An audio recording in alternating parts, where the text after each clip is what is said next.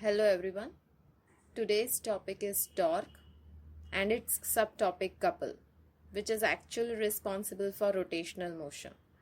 For studying torque in detail, you can refer to our previous video. Single force does not cause rotation of a pivoted object. So always we need two forces, that is pair of forces for producing rotation. Now, any two forces are okay? No. We need special forces which are equal in magnitude, opposite in direction, parallel to each other, and which are not acting along the same line. If two forces satisfies this condition, then that pair of force forms a couple. Let us consider this object having ends A and B and which is pivoted at its center. We want to rotate this object.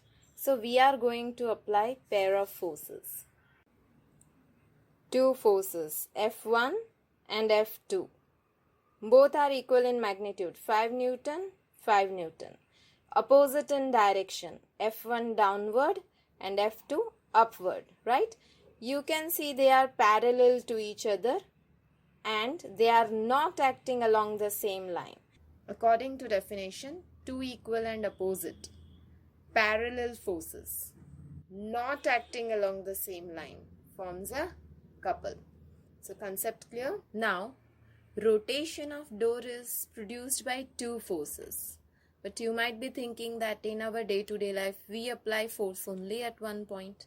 Then, the force which we exert at the handle of the door is actually an action. And to that reaction is equal and opposite, which is generated at the hinge on its own, right? So again here in case of door, action and reaction forms that pair of forces which is responsible for rotation. So for rotation, compulsory two forces are required. Examples, car wrench. You might have observed this device wherein we are applying force at two different ends, right, which forms couple.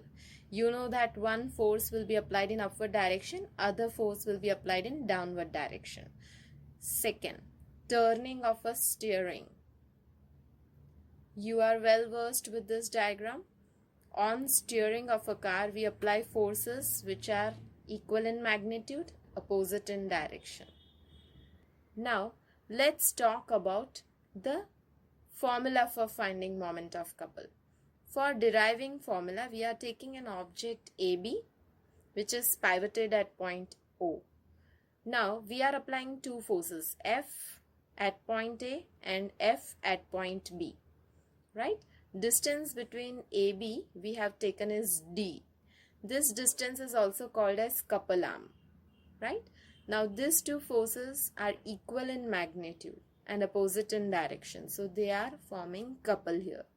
Now, we will start with what we know. We know moment of force formula, right?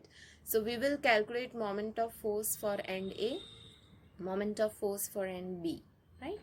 Moment of force at end A is equal to force multiplied by this perpendicular distance between pivoted point and line of action of force. So, it is OA, F into OA.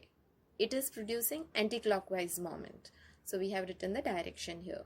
Now, moment of force at end B, that is equal to force multiplied by this perpendicular distance OB, right? So, F into OB. That is also anti-clockwise. Now, as both the directions are same, we got to add them up. So, total moment of both the forces, which is actually called as moment of couple. That is, add them up. So, F into OA plus F into OB. Take F common. So, we are left out with F into OA plus OB. What is this OA plus OB distance called as? It is equal to D, called as couple arm, right? Now, moment of couple formula we got F into D. What is F? Either force, means any one of the force, multiplied by which perpendicular distance? Between two forces, right? Now, units of moment of couple. SI unit Newton meter, CGS unit Dyne centimeter, gravitational units kgf meter and GFcm. These units are same as that of moment of force or torque. Thank you.